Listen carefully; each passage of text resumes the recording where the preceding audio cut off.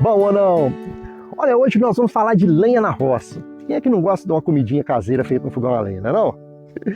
Mas no Brasil, até para isso tem lei, meus amigos. E eu não sei se você já passou pela situação de ter aí uma polícia ambiental na sua porta, mas os caras são marrentos, né? Eles já chegam com a mão no couro ali como se a gente fosse bandido. E se você não souber como é que se cuida numa situação dessa, você pode sair prejudicado. E foi pensando nisso que eu quis vir aqui para a gente prosear sobre a quantidade de lenha que você pode tirar aí na sua propriedade e usar no seu fogão, ou quanto de madeira que você pode cortar para reformar aquele galinheiro, ou então o galpão, né? Tudo dentro da lei, tudo certinho. Só que, pesquisando, eu sinto que eu falhei miseravelmente nessa missão, meus amigos. Porque o que eu encontrei foi uma emboleira de leis e a única resposta que eu posso te dar, com sinceridade, é depende. Por isso eu peço que você acompanhe esse vídeo até o final, para tentar conseguir aí se localizar nesse enrosco e ter base para se defender se um dia aí bater um fiscal na sua porta com a cara feia. Vamos tentar desembolar esse nó, pelo menos para te deixar mais seguro aí nessa lida tão prazerosa que é cozinhar na lenha, né? Meu nome é Ricardo e seja bem-vindo ao Caipira da Cidade. Para a gente começar a puxar a ponta da linha desse nó, a base de tudo é o famoso Código Florestal lá de 2012, que no artigo 23 diz o seguinte: o manejo para consumo no próprio imóvel, sem propósito comercial, não precisa de autorização. Basta declarar antes para o órgão ambiental ali, justificando o motivo e o volume. E o limite anual fixado ali é de 20 metros cúbicos ao ano. Parece que resolveu tudo, né? São 20 metros cúbicos ao ano e pronto. Mas calma lá, meus amigos, porque a pressa é inimiga da perfeição e amiga da multa. Esse artigo abre uma brecha só para pequena propriedade ou posse rural. E o que é pequena propriedade para a lei? É quem tem até 4 módulos fiscais. Eu já expliquei essa questão dos módulos fiscais nesse vídeo aqui, ó. Se você não viu, depois confere lá, tá? Aqui vem a primeira rasteira, porque o módulo fiscal ele não é um tamanho fixo. Ele varia de município para município. Tem lugar que um módulo são 5 hectares, tem lugar que um módulo são 110 hectares. Então, para você saber se pode retirar 20 metros de lenha, primeiro você precisa descobrir o tamanho do módulo fiscal aí da sua propriedade. Nos comentários vai ter gente falando aí que não são 20 metros cúbicos ao ano, são 15 metros cúbicos. E de onde que saiu esse número? Pois é, aqui já vai ter um cavaco no nosso caminho. O decreto 6.660 de 2008, da Lei da Mata Atlântica. Se a sua propriedade estiver no bioma da Mata Atlântica, e muita gente nem sabe disso, né? A regra muda de figura, gente. O decreto diz que para pequenos produtores e populações tradicionais, o limite para a lenha de uso doméstico cai para 15 metros cúbicos ao ano. Se for madeira para benfeitoria, tipo arrumar um curral, uma cerca, coisa do tipo, o limite é de 20 metros cúbicos a cada 3 anos. Então, olha só, gente, nós temos 2 leis diferentes para o mesmo assunto. E você vai ter que saber para qual mapa que a fiscalização vai olhar aí quando aparecer na sua porta. Agora vamos desembolar mais um pouco, porque a gente tem que olhar para quem está cortando. A lei divide a roça em 3 gavetas: propriedade, posse e imóvel comum. A propriedade é daquele que tem a escritura, registro no cartório, tudo bonitinho. A posse é de quem ocupa a terra, que trabalha nela, mas ainda não tem um título formal. E o decreto da Mata Atlântica, felizmente, protege o posseiro e o pequeno produtor nessa dispensa. Agora, se a sua propriedade passar de 4 módulos fiscais, ela vira um imóvel comum. E para esse, meu amigo, não tem facilidade, tá? Esquece dispensa. Para tirar um fechinho de lenha, você vai precisar de uma autorização formal. Brincadeira, né?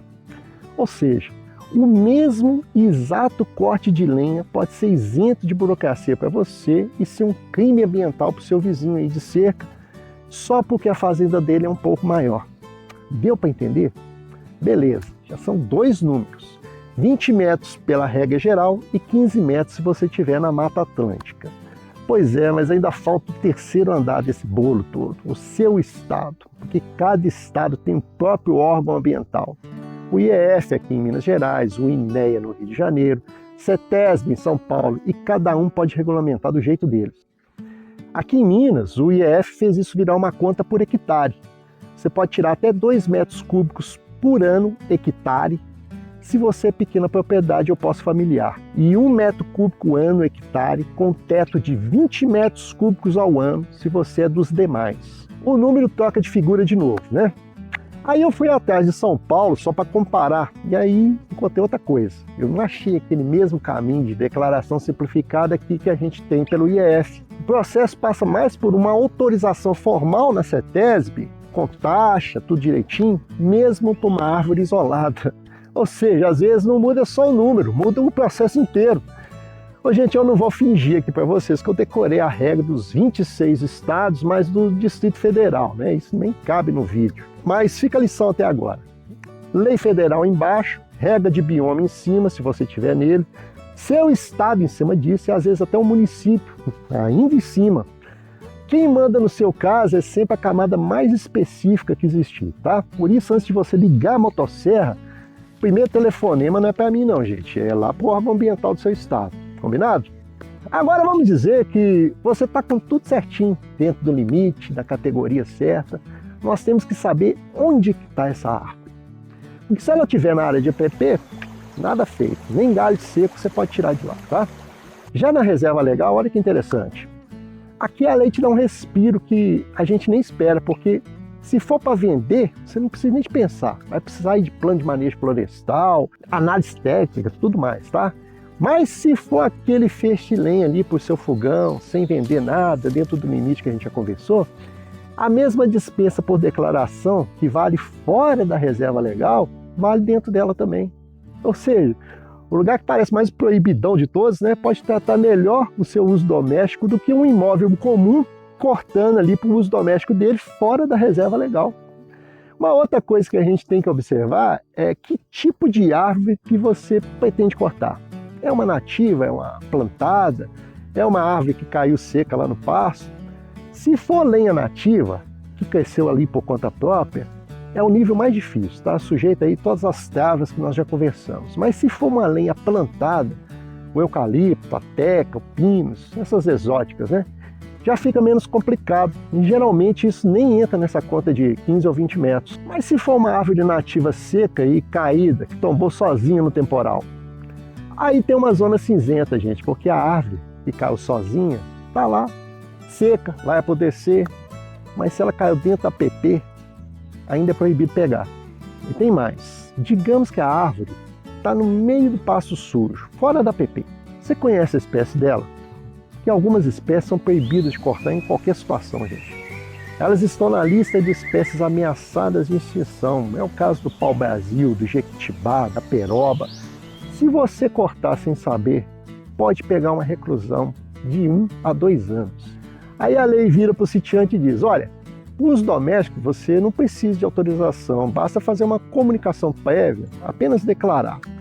Gente, no papel isso é uma beleza, mas na prática, onde é que o caipira vai fazer essa bendita comunicação? É na prefeitura? É no órgão do estado? É pela internet? Olha, não existe um sistema único no Brasil, cada estado inventa uma moda, gente. Um aceita a internet, outro vai exigir que você vá lá presencialmente na capital, outro nem sabe te responder, e o pior, tá? A lei diz, apenas declare. Mas quando você chega lá, o órgão estadual vai te pedir mapa com polígono do local, coordenada de GPS, foto da árvore, documento, RG, CAR, CPF, e dependendo aí do humor do analista, tem um laudo técnico assinado por um engenheiro florestal com a RT paga, tudo isso só para você queimar um feixinho de lenha no fogão. É assim, vocês sabem disso. Ah, Ricardo, mas eu limpei o pasto aqui e deu uma lenha boa e eu vou dar pro meu compadre lá na cidade ou então vou vender pro meu vizinho. Para tudo, tá, gente? Porque se você colocar essa lenha na carroceria da picape e sair pra estrada, você caiu na exigência de uma guia de transporte florestal, que em muitos estados é o documento de origem florestal do IBAMA. E o transporte de qualquer produto nativo precisa desse documento. Se a polícia te pegar na rodovia sem isso, é a apreensão da lenha, do veículo, vai você, vai todo mundo pro xilindró, tá? Dá ruim demais. E se vendeu e virou atividade comercial, sai da regra do uso doméstico e você vai cair direto no artigo 46 da Lei de Crimes Ambientais. Vender ou guardar lenha sem licença dá detenção de 6 meses a 1 ano, além de multa pesada. Como o limite varia por bioma e cada estado tem autonomia para complicar ou simplificar, nós vivemos no Brasil todo retalhado.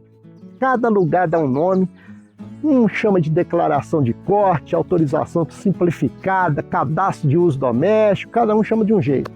O que o mineiro vai fazer aqui em Minas Gerais não serve para o paulista, não serve para o gaúcho, não tem um padrão, é cada um por si, é uma bagunça. Então agora vocês entendem por que eu falhei miseravelmente na minha missão aí de tentar entender esse emaranhado de leis. A lei, gente, ela não foi feita para o produtor rural entender, ela foi feita por técnicos dentro de escritórios para outros técnicos lerem. O resultado é que o pequeno sitiante, aquele que quer agir ali certinho, ele fica totalmente perdido. Aí nós temos 3 caminhos, né? Ou a gente corta no risco e reza para não ser denunciado, ou gasta um dinheiro com um despachante ou um advogado, sei lá, para tirar uma meia dúzia de estaca, ou desiste de usar o que é da gente e vai comprar lenha de terceiros aí, pagando pela burocracia dos outros. Triste, né? A lei nasce para proteger a natureza, gente, mas a complicação dela acaba empurrando muita gente para a clandestinidade. Essa é a verdade. Então, respondendo à pergunta que deu início a essa prosa, quanta lenha final você pode cortar por ano na sua propriedade? E a resposta mais honesta depende. Depende do tamanho da sua terra, depende se é posse, se é propriedade, do seu bioma, se é árvore nativa ou plantada, se está em APP, se é espécie protegida, do seu estado e até do humor de quem vai te atender lá no órgão ambiental. Se esse vídeo pelo menos te ajudou a clarear o tamanho dessa encrenca e saber o que perguntar quando for procurar lá o órgão ambiental da sua cidade, eu já fico feliz da vida, meus amigos. Mas agora eu quero saber de você. Deixa aqui nos comentários, aí na sua região, como é que funciona? O pessoal consegue fazer essa declaração de corte ou o povo nem sabe que isso existe? Conta aqui pra gente. Se esse vídeo te ajudou, curta e se inscreva no canal. Eu fico por aqui. Que vocês fiquem com Deus. Até o próximo vídeo.